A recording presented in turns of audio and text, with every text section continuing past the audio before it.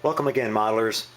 Well, we're on the downhill run here of our USS Enterprise C buildup. As you can see, we've got quite a bit going on the bench today. The plan today is I'm going to be going in and doing my color work on all my clear stuff. I got my deflector dish, my warp engine grills, my Bussard collectors.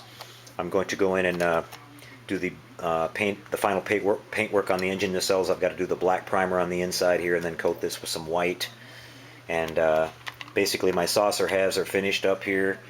I've got the engine assembly done. The pylon assembly, it's been all puttied in, and I've got my wires run out there.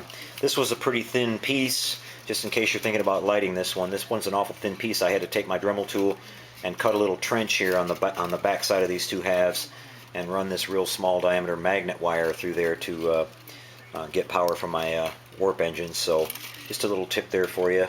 I'll have this wire come out and it'll enter into the center of the secondary hull here, and I'll just pull that wire through as I slide it in, and we'll have our wiring routed for the lighting there. Secondary hull's been glued together. I've got a little bit of fill work to do right now. I'm going to go in and putty this up real quick and sand it out, mask the rest of this off, and put my final top coat on this, and this is ready to go. I've already got my lights worked out for fitting, so that's the next step. Hello again and welcome back, modelers. TrekWorks here.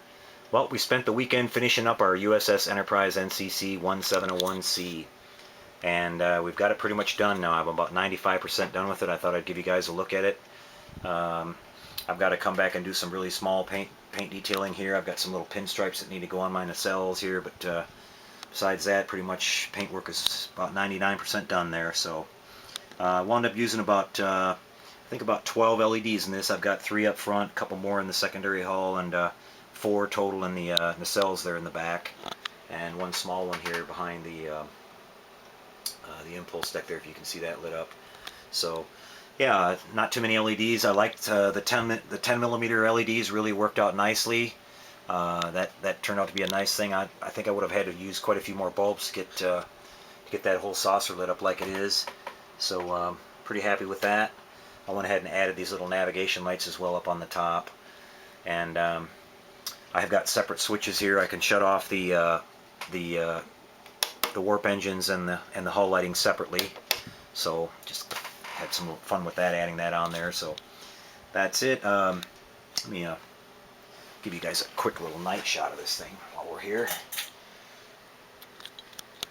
Yeah, it's again, it appears kind of glaring a little bit in the video. It always does, but yeah, in person it's lit up really nice, and really happy with the look of it overall. And again, I did a pretty long test run on my LEDs, making sure that they were going to hang in there. I let those run a good day and a half before I went ahead and sealed everything up. You just never know. I hate it when you put a model together, and especially with this many lights involved, and I had to run wires through a lot of different places on this one. Didn't want to have to tear everything back apart in case something went wrong, so just another little precaution you might want to take if you're doing a lighted model. Wire up your circuit and let it sit for a good day or two running and see how things go. But so now it's pretty well set. It should run forever, or at least a long time with LEDs, and running at 4.5 volts. It's not cranking up too much at all, so even the power supply to it's fairly small. I'll turn the lights back on here, and then I'll kill the lights so you guys can probably get a little bit better view of the up close here a little bit. Hopefully my camera's not blurring completely. But it was a lot of fun building it, and well, a lot of people out there seem to like this one too. I got a lot of nice comments about the work on it. Appreciate all that. Hope you guys are some of this stuff from this build here will be useful to you when you do yours, and again, had a lot of fun with that. We'll be starting another build here very shortly, kicking around a couple more new kits that we got in. We've got the Atomic City Models Studio Scale Klingon Cruiser. That one's in. I'm going to be unboxing that one here in a day or two, and doing a review on it, and then starting the assembly on that. So anyways, I hope you guys like this, and thanks for following along. We'll see you on the next video. Until then, happy modeling, everybody.